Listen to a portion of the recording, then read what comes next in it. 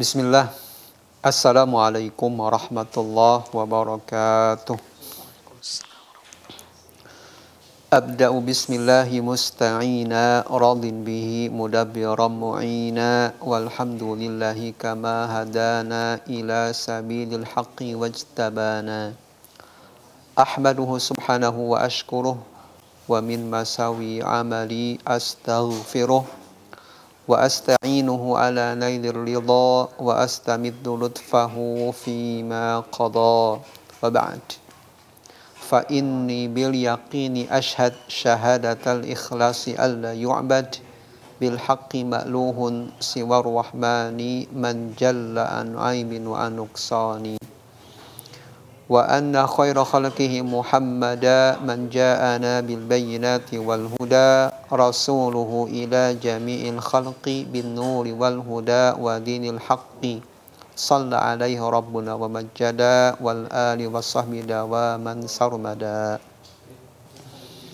Sahabat Gama Islam rahimani wa rahimakumullah, dan juga para pendengar setia radio Riyadul Jannah dimanapun antum berada, kita lanjutkan pembahasan yang tertunda pada pertemuan sebelumnya, masih dalam Kutaib dengan judul Tahsinul Bait wal Aulad Minasyaitan, yaitu kurang lebih di sini adalah 15 benteng pertahanan anak-anak rumah dari syaitan. Sahabat Gama Islam rahimani wa rahimakumullah, rumah yang kita miliki atau mungkin kita bangun sendiri adalah merupakan dambaan setiap manusia, yang mana rumah yang dimiliki bukan hanya untuk tempat istirahat, tetapi juga untuk saling tatap muka, cerita, ketawa bersama keluarga. Dan tentunya ini adalah merupakan di antara tujuan kita memiliki rumah, agar mendapatkan kebahagiaan dengan keluarga. Maka kita ingin rumah yang kita huni tentram, adem, ayem. Tidak ada yang namanya kebisingan, baik yang timbul dari luar atau dari dalam.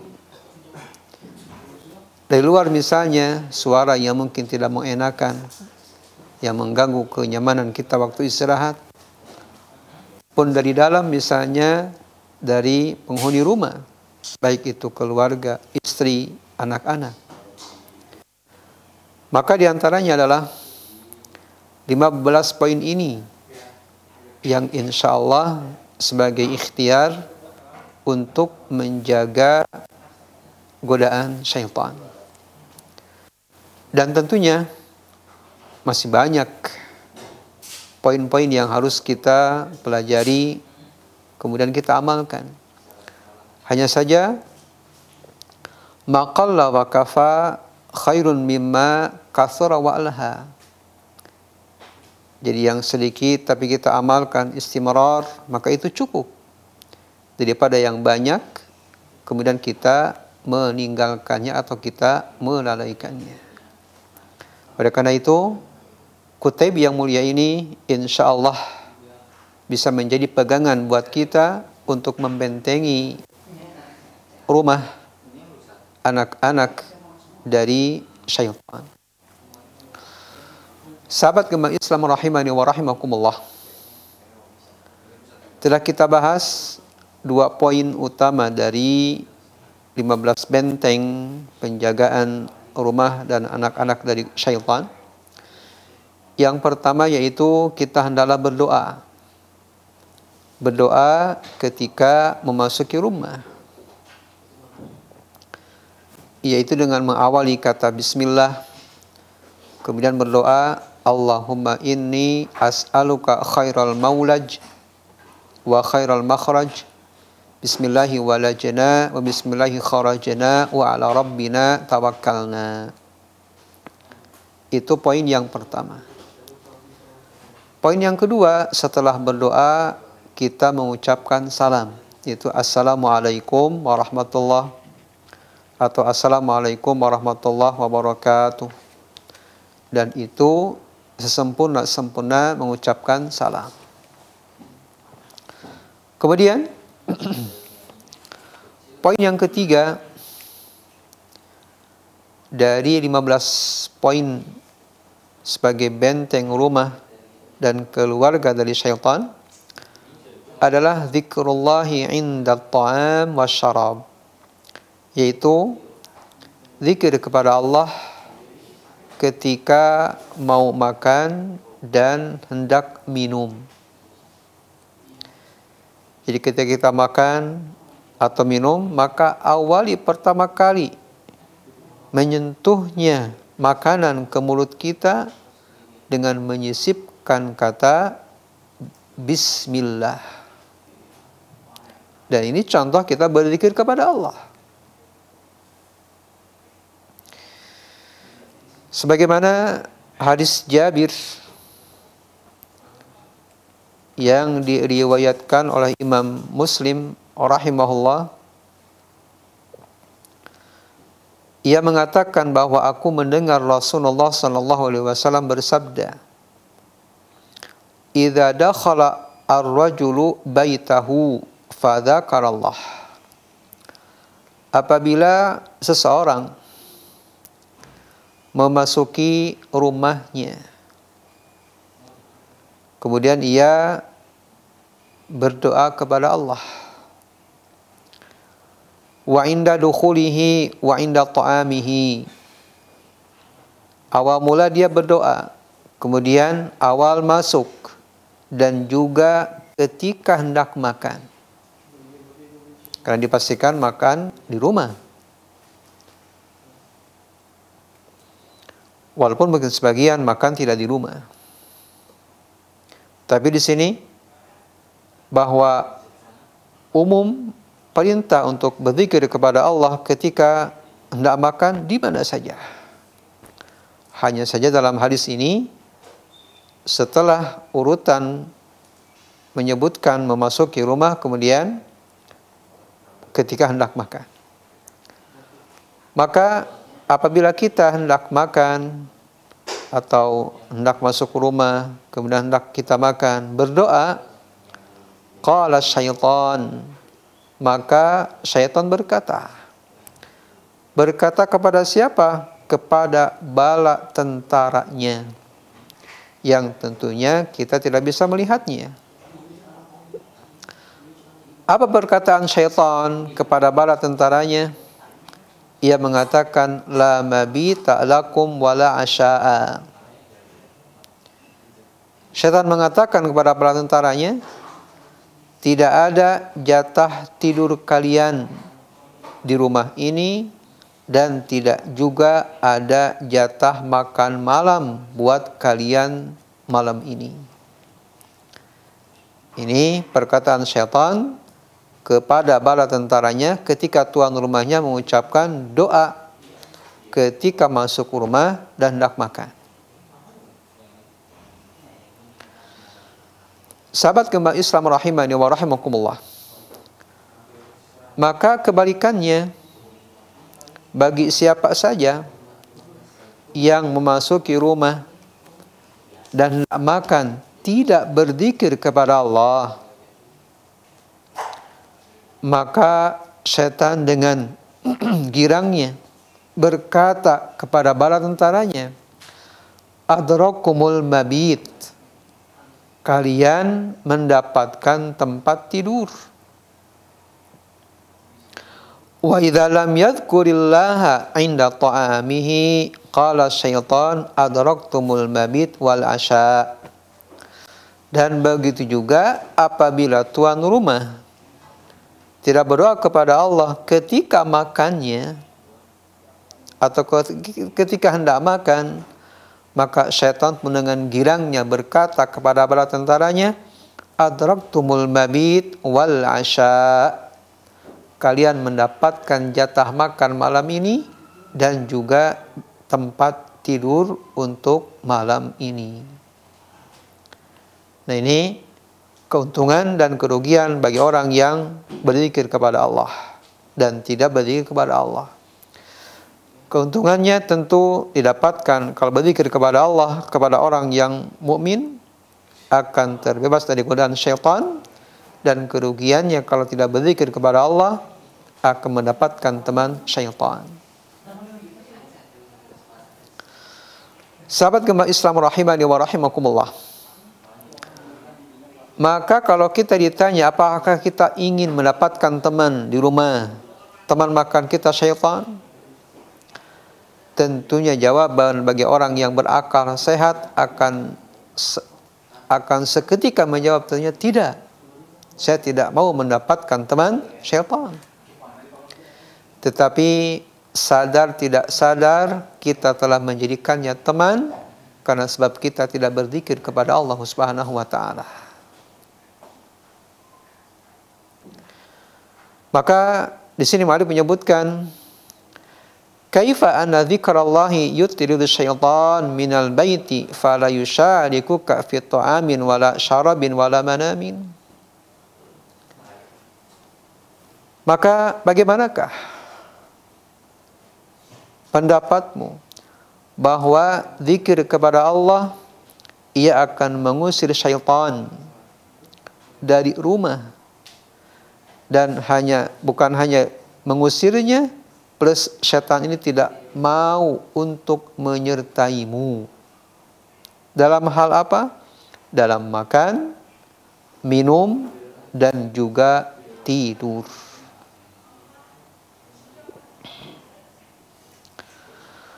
Wa kaifa anal ghaflata an dzikrillah tu'ti syaitana fursatan tsaminatan. Nah, kebalikannya bahwa kalau kita lalai berzikir kepada Allah, mentang-mentang kan ini rumah saya, ini makanan saya, ini minuman saya beli dengan halal. Bahkan mungkin orang saking lahapnya karena lapar, habis kerja dari siang hari, bahkan sejak pagi mungkin. Pagi, kemudian siang, sore, bahkan malamnya mungkin ada tambahan kerja nggak lembur. Maka ketika makan atau nyampe ke rumah, makan dengan lahapnya. Karena ia saking lahapnya dan juga lapar, sehingga ia lupa membaca bismillah atau berdoa kepada Allah. Maka dengan demikian, ia telah menyertakan syaitan dalam makan malamnya.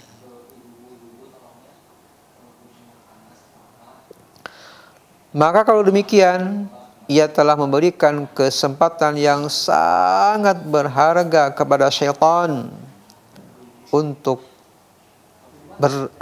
bercokol di rumah tersebut. Karena kalau misalnya kita tidak berzikir kepada Allah ketika masuk, ketika mau makan, ketika mau minum, ketika mau tidur, maka setan mendapatkan tempat perlindungan dan juga tempat makan dan minum. Dan perlu diketahui bahwa ketika kita tidak berzikir kepada Allah, memberikan setan untuk masuk ke rumahnya, ingatlah bahwa ketika setan masuk ke rumah bukan sendirian. Ia bersama bala tentaranya. Ia ngajak bala tentaranya untuk ngapain? Untuk bertelur, bercokol, untuk tinggal di sana.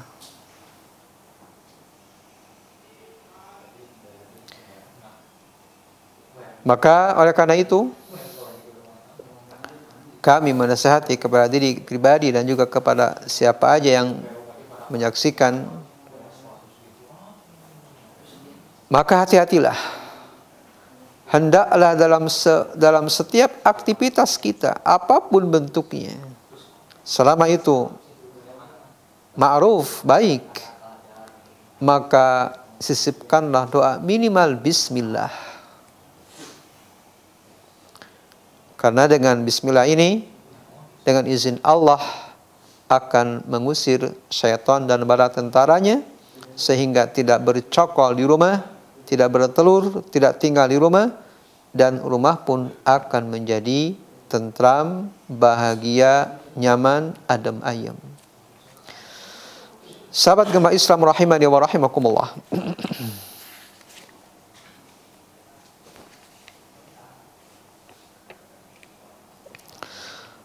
Kemudian poin berikutnya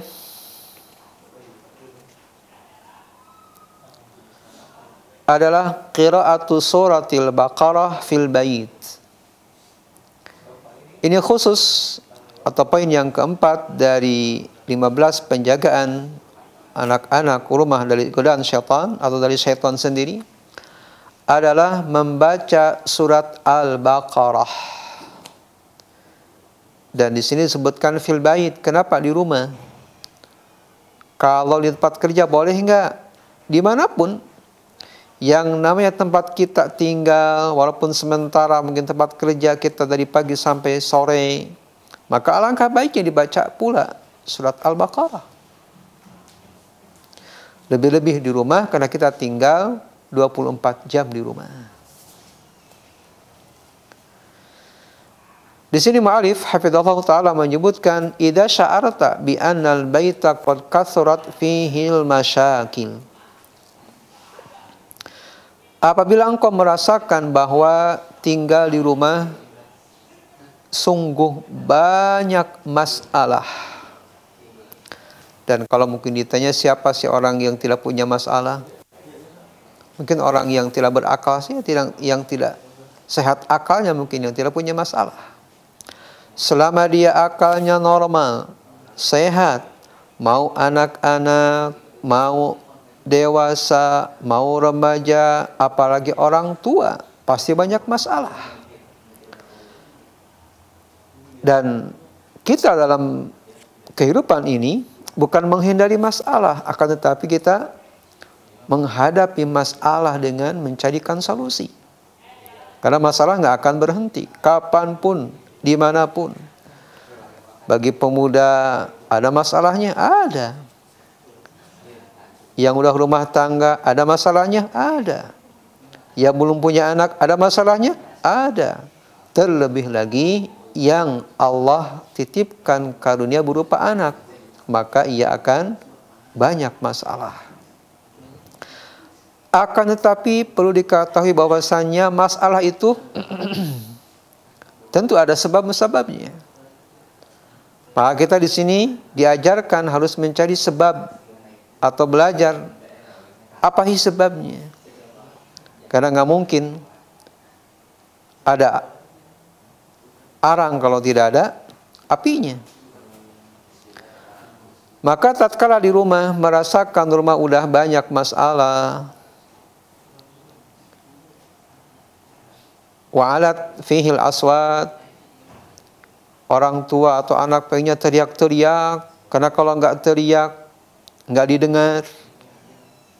Terutama zaman sekarang anak lebih pasif untuk berbicara, tidaklah menjawab terkecuali berkali-kali kita memanggilnya atau kita menegurnya, bahkan menghampirinya. Dan terkadang kita menghampiri anak cuek saja dengan mainan HP-nya. Bukankah ini menjadikan masalah? Masalah mungkin yang dulu zaman salaf belum ada masalah seperti ini. Kemudian wa dhahara fihil ainad, dan nampaknya pertentangan. Suami dengan istri saling bertentangan, beda masalah di kecil besar. Anak-anak dengan saudara-saudaranya, atau misalnya anak dengan orang tuanya. Maka kata mu'alif rahimahullah, fa'lam, maka ketahuilah apabila terjadi seperti itu, ketahuilah bahwa syaitan sudah bercokol di sana. Nah, timbul pertanyaan, nah bagaimana kita mengusirnya? Kita kan nggak bisa lihat. Dia bisa melihat kita, kita tidak bisa lihat dia. Maka tugas kita adalah fa'alaika an tajtahida fi tardihi wa ib'adihi. Maka engkau harus bersungguh-sungguh dalam mengusirnya dan menjauhkannya. Bagaimana caranya? Maka caranya adalah petunjuk Rasul kita Muhammad sallallahu alaihi wasallam yang telah mengajarkan kepada kita dengan sabdanya, inna likulli syai'in sinaman wa inna sinamal Qur'an suratul Baqarah. Sesungguhnya bagi setiap sesuatu itu ada pangkalnya, ada pokoknya. Dan pokok Al-Quran adalah surat Al-Baqarah. Wa inna syaitana idza sami'a surat Al-Baqarah tuqra kharaja minal baitil ladzi tuqra'u fihi suratul Baqarah. Sesungguhnya syaitan apabila mendengar surat Al-Baqarah dibacakan, maka ia keluar, menghindar, menjauh dari rumah tersebut yang dibacakan surat Al-Baqarah. Nah, timbul pertanyaan, apakah kita mesti baca semua dengan jumlah ayat 286 kurang lebih 2 juz setengah? Mesti dibaca semua? Afdalnya dibaca semua. Tetapi dalam hadis ini tidak dinyatakan berapa banyaknya. Yang penting dibaca. Bisa beberapa ayat, bisa 1 juz, 2 juz, atau sampai selesai.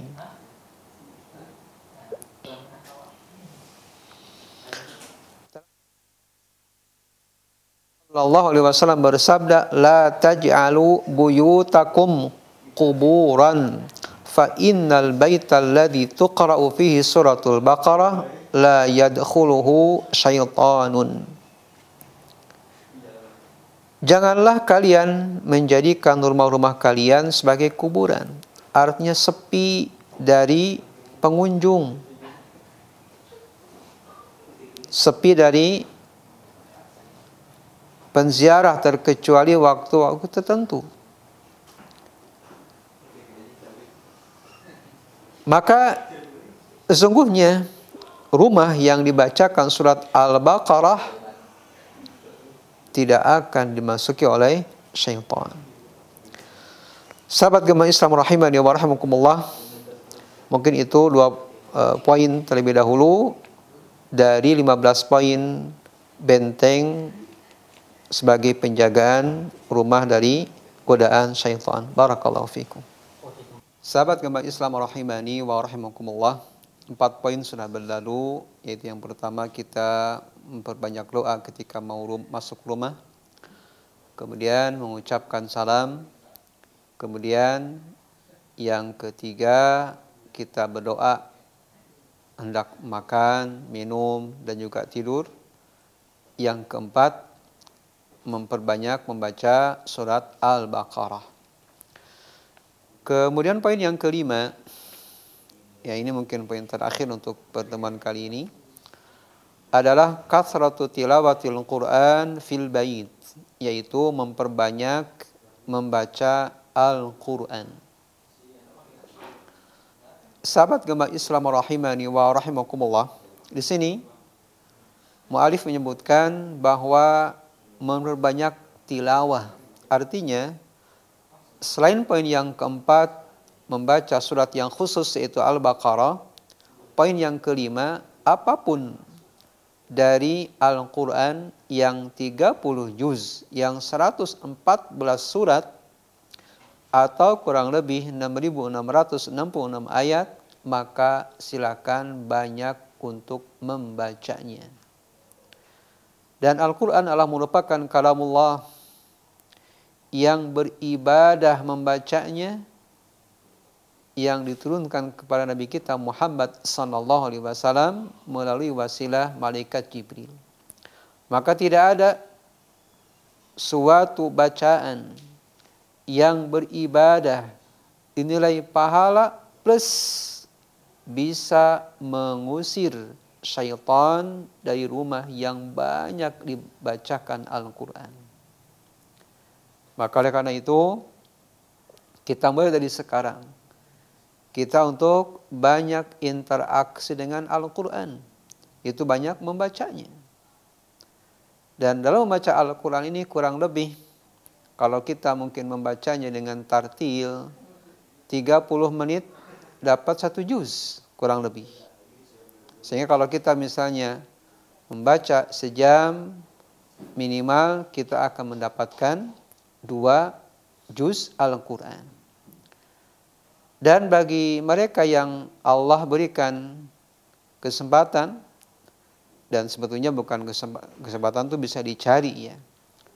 Kalau kita misal target pengen membaca Al-Quran khatam selesai 30 juz dalam sebulan, berarti per hari 1 juz. Kita tinggal bagi waktu saja. Kita minimal kalau misalnya 1 juz itu 30 menit dibagi 5 waktu.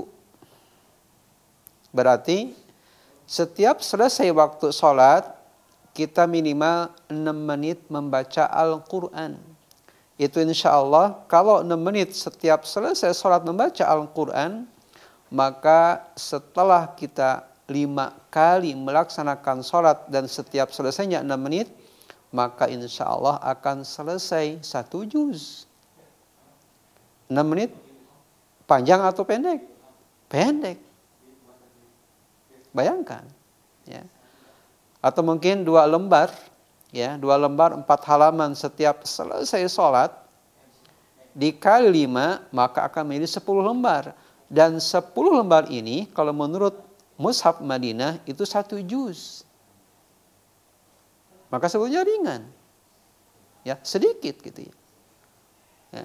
Di 2 lembar, setiap selesai sholat, dikali 5, 10, dan 10 lembar itulah 1 juz. Sahabat Gema Islam rahimani wa rahimakumullah.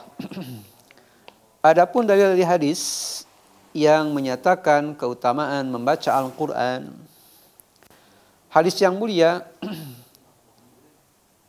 bahwa Nabi kita Muhammad sallallahu alaihi wasallam yang diterima dari Abu Musa al-Ash'ari, semoga Allah ridha dan meridainya, Rasul kita Muhammad sallallahu alaihi wasallam bersabda, "Matsalul mu'minil ladzi yaqra'ul Qur'an matsalul utrujah." Perumpamaan seorang mukmin yang membaca Al-Qur'an adalah seumpama buah utrujah. Buah utrujah ini nggak tahu di Indonesia ada nggak ya? Jeruk pepaya. Ya, jeruk pepaya. Kalau kita mungkin searching di internet itu, kulitnya kayak jeruk, cuman besarnya sebesar pepaya. Ya. Apa kelebihan jeruk besar ini atau jeruk pepaya ini? Rihuha tayyibun wa ta'muha tayyib. Baunya wangi, rasanya pun enak. Di kita kira-kira buah apa? Mangga gitu ya? Mangga atau durian. Ya. Maka orang mukmin yang membaca Al-Quran seperti itu. Dia wangi, gitunya luarnya wangi, dalamnya pun enak. Kemudian perumpamaan orang mukmin yang tidak membaca Al-Quran, kama salit tamrah, seperti buah kurma. Apa sifat buah kurma? La rihalaha wa ta'muha hulwun. Tidak berwangi, tetapi tatkala dicicipi enak. Apalagi kurma sukari gitu ya. Udah sukari kan manis artinya. Tapi kayaknya nggak ada kurma yang pahit ya. Ya, semuanya manis. Ya, hanya sifatnya dari kurma ini tidak berwangi, tetapi tatkala dicicipi manis. Itulah perumpamaan orang mukmin yang tidak membaca Al-Quran. Wa masalul munafiqil ladzi yaqra'ul Qur'an kama salir rihanah. Dan perumpamaan orang munafik yang membaca Al-Quran, ia seperti raihana. Raihana di sini adalah seperti kemangi. Kemangi, kalau kita mungkin makan apa itu nasi timbal ya, enak ya, baik kemangi ya. Apa sifat kemangi ini? Rihuha tayyibun wa ta'muha murwun. Baunya wangi, rasanya pahit. Betul apa benar? Ya, ada agak pedasan ya. Ya, ada pahitnya enggak? Pahit ya. Nah, itu orang munafik yang membaca Al-Quran. Tidak hanya luarnya aja yang wangi, dalamnya pahit. Wa masalul munafiqil ladzi la yaqra'ul Qur'an kamatsalil hamdalah. Dan perumpamaan orang munafik yang tidak membaca Al-Quran seperti buah hamdalah. Sifat buah hamdalah ini laisa laha rihun wa ta'muha murwun. Tidak berwangi dan juga rasanya pahit. Kira-kira buah apa yang tidak berwangi tatkala digigit pahit?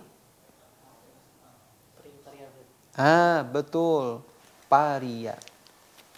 Ya. Ya. Inilah orang munafik yang tidak membaca Al-Quran seperti buah paria. Tidak berwangi, tatkala digigit pahit. Sahabat gemah Islam rahimani wa rahimakumullah. Itu poin atau hadis yang pertama yang menerangkan perintah memperbanyak membaca Al-Quran.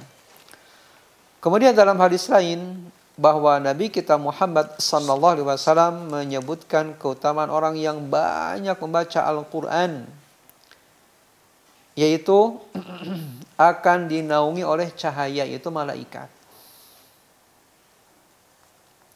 Jadi kalau rumah banyak dibacakan Al-Quran, akan dinaungi oleh sebaik-baik makhluk. Yaitu siapa? Para malaikat. Hadis yang sahih yang diterima dari Usaid bin Hudayr, ia menceritakan pada sebuah malam ia membaca Al-Quran di tempat berdiamnya kuda. Tatkala ia membaca Al-Quran, idjalat farasuhu, kudanya jingkrak-jingkrak. Maka Usaid penasaran, membaca lagi. Kemudian kudanya jingkrak lagi. Membaca lagi, kudanya jingkrak lagi, sampai 3 kali. Maka Usaid menceritakan, fakhasyitu an tata'a Yahya. Ketika Usaid membaca Al-Quran, ia takut karena di sampingnya ada anaknya bernama Yahya. Dikhawatirkan kudanya itu menginjak Yahya anaknya. Faqumtu ilaiha, kemudian aku mendekati. Kemudian aku mendekatinya. Faida mislu dhillah fawqa ra'si. Maka ketika itu aku lihat awan di atas kepalaku. Dan di atas awan tersebut fiha amsalus saraj urijat fil jawi hatta ma'araha. Di atas awan tersebut ada cahaya yang naik ke langit sehingga aku tidak melihatnya. Maka di pagi harinya Usaid penasaran mengadu yang terjadi kepada Rasul kita Muhammad sallallahu alaihi wasallam. Maka aku katakan, ya Rasulullah, bainama anal barihah fi jawfil lail aqra'u fi marbadi idjalat farasi. Dia menceritakan apa yang terjadi semalam.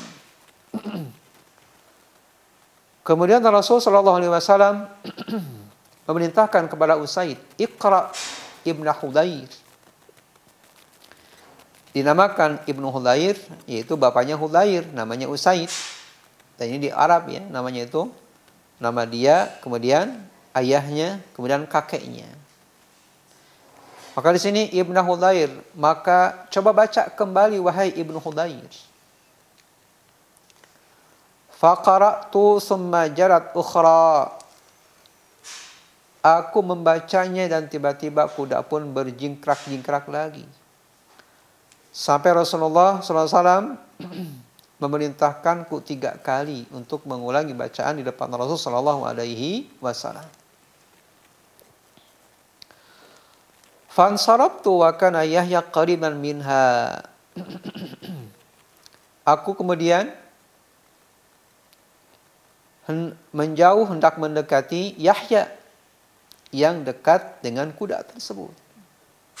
Karena aku khawatir kuda tersebut atau jingkrakan kuda tersebut akan mengena Yahya. Fara'aitu misla dhillah fiha amsalu saraj. Maka aku lihat kembali seperti awan yang di atasnya ada cahaya.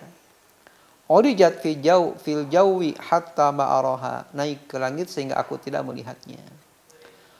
Maka apa sabda Rasul SAW kepada Usaid bin Hudayr? Rasul mengatakan, tilkal malaikatu tastami'u lak. Itulah para malaikat yang ia mendengar bacaan Al-Qur'anmu. Walau qara'ta la asbahat yaraha an-nasu ma tastatiru minhum.